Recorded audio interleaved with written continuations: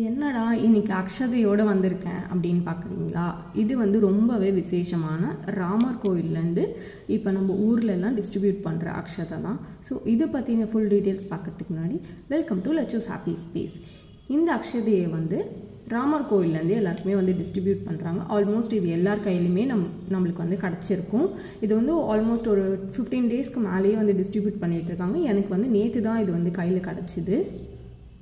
இந்த அக்ஷதை வந்து ரொம்பவே ஒரு விசேஷம் அப்படின்னு சொல்கிறாங்க.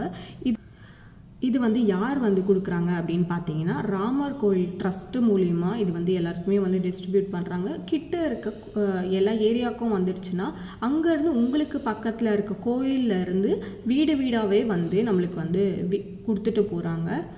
இது வந்து என்ன பண்ணலாம் அப்படின்னு பார்த்தீங்கன்னா, நீங்கள் எங்கேயாவது வெளியில் போகிறீங்க அப்படின்னா ஒரு சின்ன பேப்பரில் வந்து இதை மடித்து வாலெட்லேயோ பர்ஸ்லேயோ இதை வச்சு கூட கொண்டு போகலாம் அப்படின்னு சொல்கிறாங்க. ஏதாவது விசேஷம் அப்படின்னா இந்த அக்ஷதை வந்து நார்மலாக இருக்க அக்ஷதையோடு இதை கலந்தாக்க அதனோட பவர் வந்து இதுலேயும் சேரும் அப்படின்னு சொல்கிறாங்க. ஸோ அந்த அக்ஷதையை வந்து நீங்கள் மல்டிப்ளை பண்ணிக்கலாம். அதை வந்து ஆல்ரெடி அவங்க சொல்லி தான் கொடுத்தாங்க. வேறு ஏதாவது அரிசிலையும் வேறு ஏதாவது அக்ஷதையிலையும் இந்த அரிசியை வந்து கலந்துக்கிட்டால் அதனோட பவர் வந்து இதுலேயும் சேரும் அப்படின்னு சொல்லியிருக்காங்க.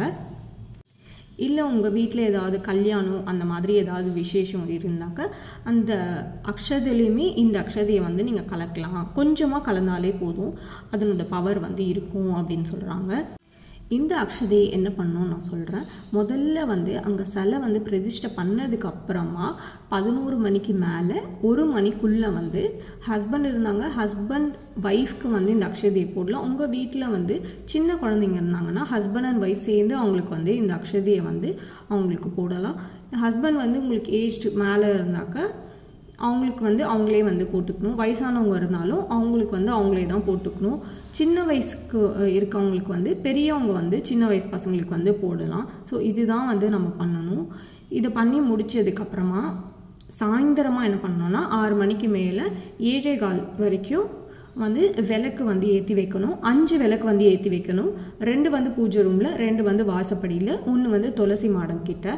உங்ககிட்ட துளசி மாடம் இல்லை அப்படின்னாக்கா ஏதாவது ஒரு செடிக்கிட்டையும் நீங்கள் வந்து இந்த விளக்கை வந்து ஏற்றி வைக்கலாம்.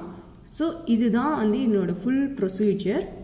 இந்த வீடியோ உங்களுக்கு பிடிச்சிருந்தா சேனலுக்கு சப்ஸ்கிரைப் பண்ணுங்கள். தேங்க்ஸ் ஃபார் வாட்சிங் அண்ட் கீப் சப்போர்ட்டிங்.